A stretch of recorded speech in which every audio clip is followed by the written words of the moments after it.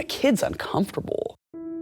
You're learning so much, and the world's weird and scary and all those things. And I think that youth can be a really tumultuous thing for everybody. When you add on like a kid that is LGBTQ, or maybe a person of color in a really white city like here or like Portland, like that, it just like doubles down. That makes it even harder and more awkward for an already weird and hard and awkward point in the human existence. Social media is gigantic in how youth are getting their values and morals these days and seeking support. They don't really reach out to adults like they used to. It used to be, I have this thing happening, and so I'm going to talk to grandma or mom and dad, and we're going to figure out kind of what my values and morals are around that. And anymore, they're texting, Facebooking, Snapchatting their friends, trying to get that emotional support that they need. Some of the issues that young people face in Baker County include drug and alcohol abuse, neglect, mental health stigmas, bullying, and suicide are all things that have touched our community. I don't think there is a good awareness or understanding of mental health, and I think substance abuse and mental health both have a very large stigma around them, and so it really isn't very safe to admit that you have those issues. And I don't think that's just in Baker County, that's probably across the board, but in Baker we're really kind of a pull yourself up by your bootstrap, keep going, we don't ask for help, and so that can be very isolating for a lot of people. Kids are going to be kids. They're going to find something to do. A lot of times, for some reason, even through our adult years, we believe that alcohol is that thing that makes things fun. And I think at that younger age, us adults have modeled that for the kids, so they take it out of mom and dad's closet or whatnot. So it goes back to the accessibility. They get it and they go find somewhere, and the tough thing is Baker County is a very big place, and we don't have enough cops to be running around looking for people. So there's a lot of places to hide to be able to go out and do these high school kid type things. It's a cultural issue. I mean, we're rural, we're frontier, we're bootstraps and dirt and farming and ranching, and typically alcohol's always played a role in that. Culturally in the United States, it's always played a role in it. We celebrate everything with alcohol. Alcohol has permeated every aspect of what it means to really be an American. Eastern Oregon in general, and like these rural areas, it's so normalized. Like binge drinking and drug use is normalized from a really, really, really young age. What the hell else are you gonna do on a Saturday night besides get a couple 30 packs of beer and go to the lake and have a fire? There's not too terribly much to do.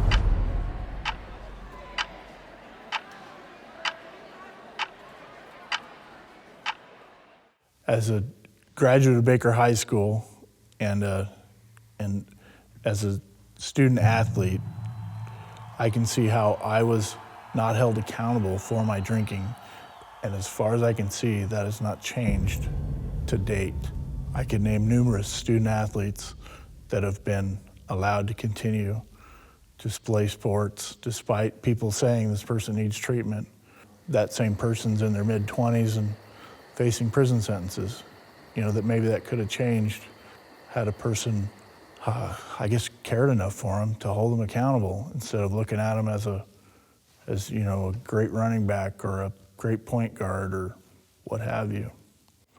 Most of the athletes in Baker are popular.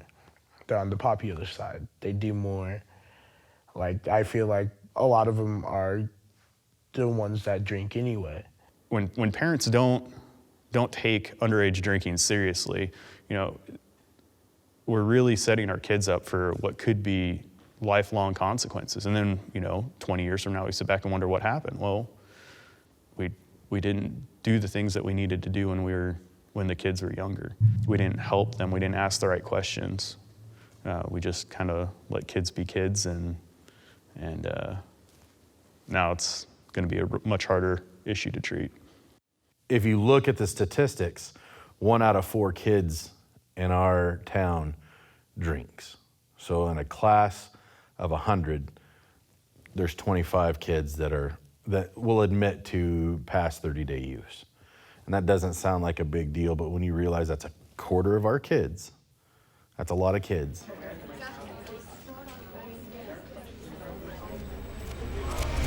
It's kind of a crazy thing, though, to think about that.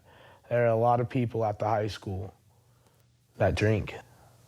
For those people out there that say it's not my kid, I promise you it probably is. It has shocked me, the kids that I know at the school, through my interactions, through the daily discourse with them, which kids actually do go out and just once or twice a week get blackout drunk, or once or twice a month get blackout drunk. I see a lot of parents that just think, well, my kid wouldn't do that. You know, my kid wouldn't do that. My kid would never do that. My kid would never use this or that. And I'll tell you, from all walks of life, I see all sorts of referrals from kids from what you would think were a great family. And I'm not being judgmental or saying this is the normal family or that's the normal family. I'm just saying these parents, sometimes they're astonished that when their kid gets into trouble. And I don't think any parent should be surprised or astonished when their kids get in trouble. It's not, you know, we're all human. And again, as I said earlier, adolescents make mistakes and they want to experiment with things and try different things and push boundaries. And that's why it's so important for parents to know, hey, it could be my kid. I need to know what's going on in my kid's life. They are ridiculously good at hiding it.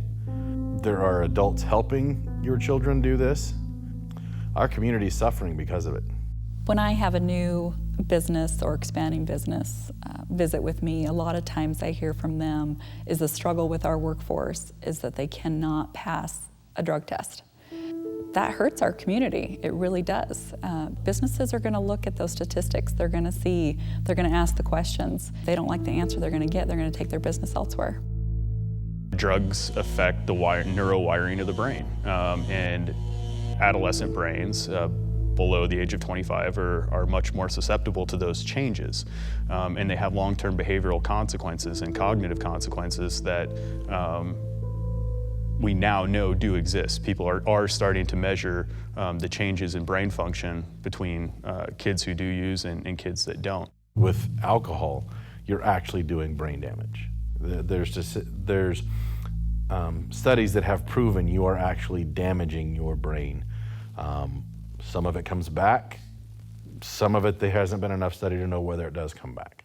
Culturally, here in Baker County, at least historically, there's been somewhat of an attitude amongst adults that it's okay for kids to kind of experiment with alcohol and have their parties here and there as long as they're not drinking and driving. So somewhat acceptable, certainly not amongst all adult populations, but I have seen this attitude where some parents just think it's okay for the kids to party, once a month or whatever it may be, and sometimes some parents will even possibly furnish alcohol. But as I said earlier, it seems like alcohol is more on the decline and marijuana use is on the incline, at least by the referral numbers that we're seeing locally. What's that point to email first?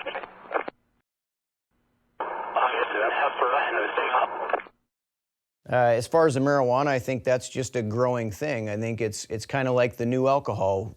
For years and years and years, that's what kids do. Kids will be kids. I think we're moving into that with the marijuana now, where it's becoming that same acceptable thing that alcohol has been for so many years. Yes, it's illegal. Yes, there's enforcement that goes with it. But at the same time, it's kind of that little bit of acceptability. It's slap on the hand. Hey, you can't play sports for 2 weeks or whatever, and you get your punishment and you move on.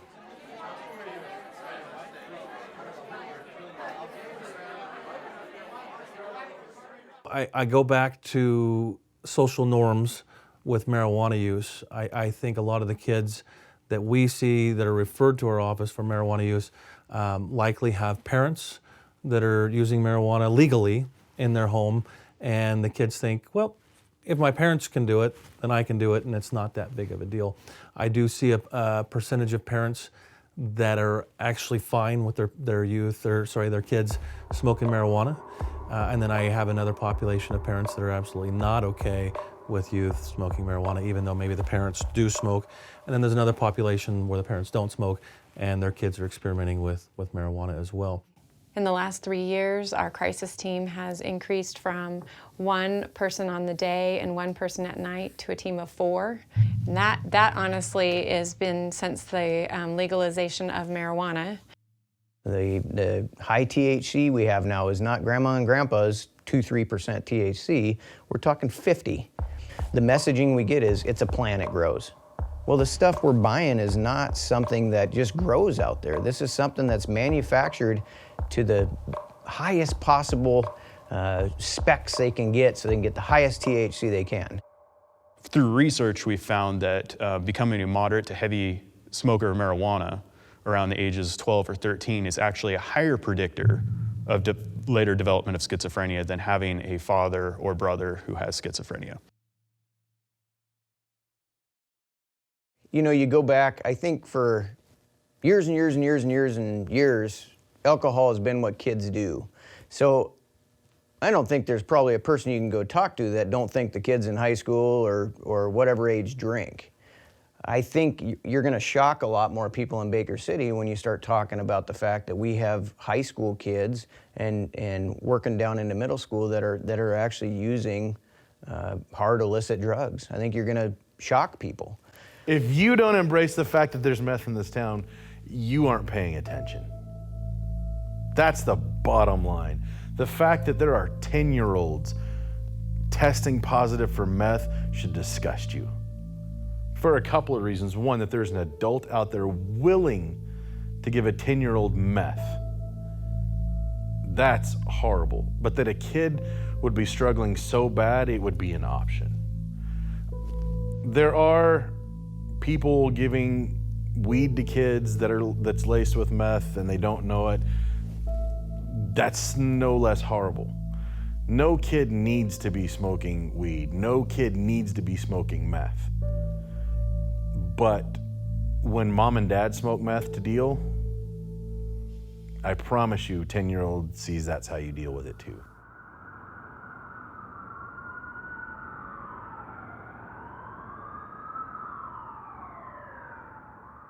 Oh, it's pretty easy to get meth or marijuana in this town. Like, I hear stories of just kids walking up just because they know one person. And as soon as they know one person for meth, they can just start getting it. A huge community just opens up. That's scary to think about in Baker. I never knew. Like, my friend hit me up and said, "Hey, do you want to do meth?" And I was like, holy cow, like I've never had this kind of thing happen to me. And I was like, you know, I'll watch you do it. And then I went to his house and then it kind of escalated from there. I drank a little bit and then I ended up doing meth and it was like the best feeling I've ever had. At least so I thought. Just kind of got in the way of my schooling. Like I stopped going to school, started getting in lots of trouble, like legal trouble, and it's not really a good thing to do because you don't have control over yourself, you know? And we can look at the meth as the problem, but really the meth is just a symptom of the problem. Something's going on in our community that a 10-year-old would want to escape so bad they'd be willing to smoke meth. The fact that most of the people in our town in what we would call menial jobs probably have struggled with it or are struggling with it, it's bad. And it's not going to change until we as a community say, we're done with this, and not say just stop making meth. Let's actually start spending the time as a community talking about why are we doing this, and that's when things will start to change. We have to come up with ways to actually affect change, and just hoping that it's going to work out or pretending there isn't a problem. Okay, I could literally fill this room, this gigantic room, with literature, from floor to ceiling, wall to wall, about how damaging the effects of substance use are on adolescent brain development and the lifelong consequences of those behaviors. if you add in, you know, the availability of alcohol, the availability of methamphetamine, the legalization of marijuana, to me that compounds the problem. I think we need to start dealing with some of the mental health issues, some of the basic family unit issues, if we're going to win this battle on drugs, on alcohol, on drug addiction. I'm a freaking combat veteran. I was in the infantry for 7 years. I understand the idea of mental health being a stigma. I understand the idea of asking for help being painfully humbling and embarrassing. I get it. I've been there. Which is better? Feeling uncomfortable asking for help and then finding out that it was unfounded because somebody's actually just cares and not judging you and wants to help, or burying your kid? Which one? Which one feels better? Which one's easier? It's really simple. Ask for help. I had an opportunity to volunteer for Challenge Day, where we, for about 3 days, met with some middle school and high school students. And my group of 6 teenagers, 5 out of the 6 had unhealthy homes. When you have 5 out of 6 kids telling you that they have unhealthy homes, we've got problems and that we need to deal with. I think it's important. I wish a lot more adults in this community could participate in Challenge Day. It's a real eye-opener to hear the stories that these kids share, know what they're struggling with on a daily occurrence.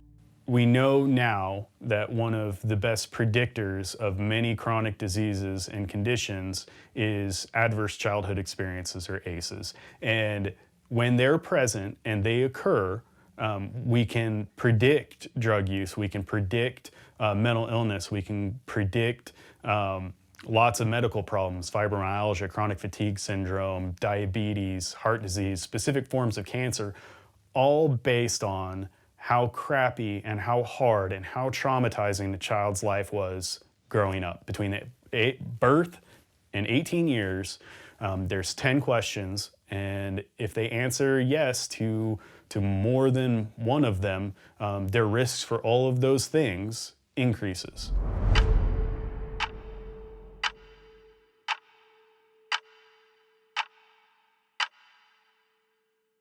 Most of these folks grew up in homes where drug use was normalized, and they were horribly abusive, they were neglected, they witnessed horrible traumas, they were abused themselves, both physically, emotionally, sexually. We expect these kids, who have literally been dealt one of the worst hands possible, to somehow magically grow up and not use drugs and not be worse than their parents were. And it is just asinine that we even have to have a conversation around it, because there is so much research and information that shows that this is not a moral failing. It is a chronic disease that encompasses an entire person's life. It's not that they just choose to use drugs. No, they choose to use drugs, and because the disease takes hold, those behaviors that I talked about, their defining features of addiction take hold. Their whole thought process is hijacked, their brain is hijacked, and they can't be a functioning member of society. Now when I approach people and I see people doing stuff that I think, you shouldn't be doing that, I don't go, well, you shouldn't be doing that. I go, hey, why are you doing that?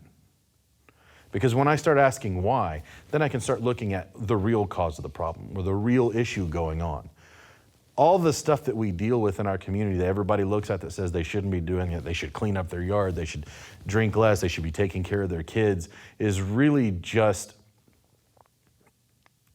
the inability to look at that person and say, there's some skill or there's something they're deficient in that they're using this to deal with.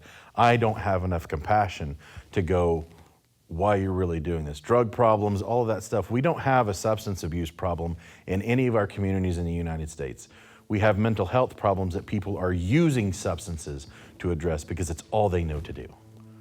You know, I was just a baby. I didn't get to live there very long because my dad, my real dad anyways, was like, he used to abuse my mom and stuff like that, you know.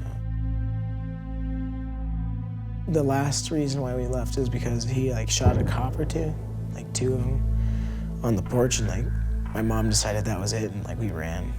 He's has life in prison for shooting the 2 cops. I forgot their names.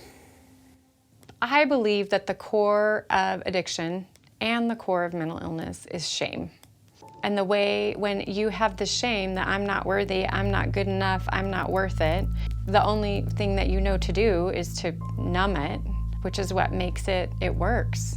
It numbs it all out. There's a ton of drug and alcohol abuse in the queer community.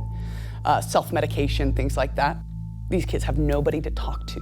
They have absolutely nobody to talk to, and they're alone within themselves trying to figure out what's going on in their head. So, I mean, I wanted to escape from that too. I lose more friends in that tiny little dense queer community than I do in any other group of people that I hang out with.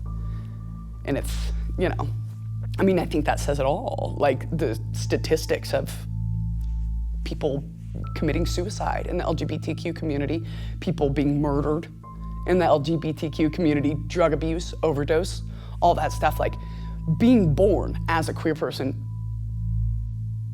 shortens your life expectancy. And it's just the way that it works right now. And of course, drugs and alcohol have a lot to do with that. We have to wrap these kids up. We've got to seriously, aggressively support kids. We have to support their parents. If these kids are drinking, if they're using meth, if they're smoking marijuana, probably, chances are, there's something else going on at home too. Probably parents are suffering. So if we're not helping the parents do it, this isn't about anybody guilting anybody or saying, you know what, you're doing a bad job as a parent, your kid's a drug addict, so you're a horrible person. No, we gotta get over that crap. We're here to help each other. Our job isn't to judge anybody. I'm literally, definition of my job, not to judge people. I'm here to hear you, to listen, to sit with you in your suffering. I had people that just like wrapped me up and showed me love and held me accountable and were there when I needed them and showed me that there's a different way. There's a particular young man that I worked with that majority of society had already given up on him. He was able to get into like peer supported resources, RAP, and despite his own significant traumas and ACE scores and all that, he has excelled in an environment that is not set up for success. I am just so proud of you.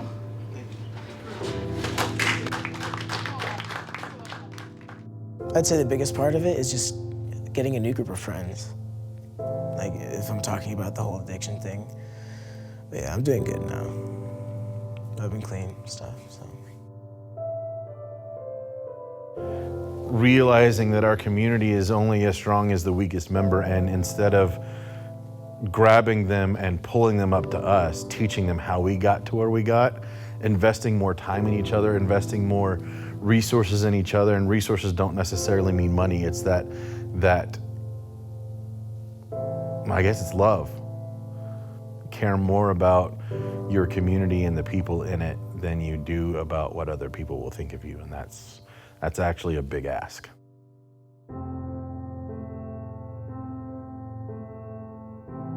It always surprises me when I talk with other community members and we don't have homeless here, because we don't necessarily have a big homeless camp like you see when you go to Portland or even Ontario. It's right there off the freeway. You see all the tents, you know it's there. We don't have that, but they are in our doorways and they are hiding out in our abandoned buildings. It is here. Every single day, in our building here, we have people who come in who have no food, who have no home. We have working people who are homeless with no home and have their children, and they're living in a car and trying to figure out where to live.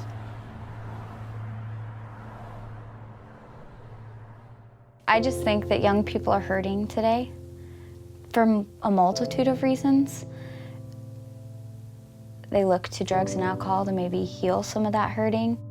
Mental health stigmas are things that they try to avoid. And I think as a community, we can step up and help them become beautiful adults who want to see better in the world. Well, I would say it's all of our responsibility. As a parent, as the sheriff, as a citizen, if I see a child that's in need, I'm going to reach out. If I see a child that's making bad decisions, breaking the law, whether it's a citizen or the sheriff, I'm going to reach out to that person. I'm going to reach out to that family. Being empathetic towards others, I think that's important until the community steps up, kind of as a whole. I don't know how much we're going to change it. I mean, we can make a dent, we can make a difference. We can give 180 children that we know about food for the weekend, but are we really, we putting a Band-Aid on it, or are we really working to solve the problem? I guess my biggest message is we have to take an active approach to education, accountability, and just being involved with our youth. I think that's the most important thing, is show them that there's more out there than drinking on the weekends or smoking marijuana at lunch. Let's take an active approach, and that takes a community. This is a community problem. It's not a police department problem. It's not a school district problem. It's not just the parents' problem. It's something that impacts every single one of us, and I think it's important that we all have to take an active role in what we can do on our little scale of just us. How can we impact this topic and this problem or this issue, and we can move forward and do our little part. And if we're all doing our little part, it's going to have a lot more of an impact in the end. I would think one of the greatest things for our community that we could do even better is just that mentoring. Have someone that could turn around and show an interest. I find that kids, when you show an interest in them consistently, and you support them, and they can come ask you and you give them an honest answer, they do so much more because they know they can rely on you. Leading by example in the way where we are teaching children and teaching the youth that not only is vulnerability okay, but that it's admirable and it's brave to be vulnerable, to go out there and put your heart out there to spread information and to help. And I think that not only is it our responsibility to let the youth feel open to talk to us and be vulnerable and tell us how they're feeling, but I think it's really important for us to be open and vulnerable with them too, to lead by example and stop the trauma that we all have inside of us through generations and generations of people telling you to shut up and act tough. We can stop that by being vulnerable and teaching children that it's okay and admirable and it's badass to be vulnerable. It really is. Just because you're older and you've had more experience doesn't mean that you can just tell these kids to shove off and stuff like that. That was a big problem for me. People would always just be like, the shit you've been through, I've been through 20 times. They always say that. It's just because you've been through it doesn't mean I don't need help with it, or I don't know how to explain it. Student voices are powerful, and you got to give kids more credit.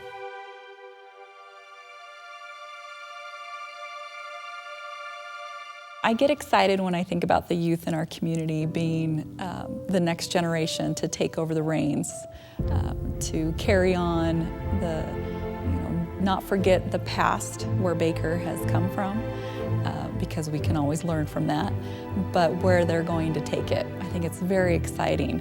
They have such great ideas, and the more they share their ideas with us at this point in time, we can help develop a path for them and their future in this community. I think it's vital to have that youth voice at the table for a lot of the things that we have going on right now, because they're going to take it over after we're gone. I think it's so imperative for parents, teachers, me, you, people without kids, just to listen to what the youth is saying, because they're saying very, very, very important things that we don't understand because we haven't lived their age in the world the way that it is now, because it's way different. It's different than even when I was a kid. And it's freaky. I can't even imagine. They're struggling with things that none of us in our youth could have even imagined.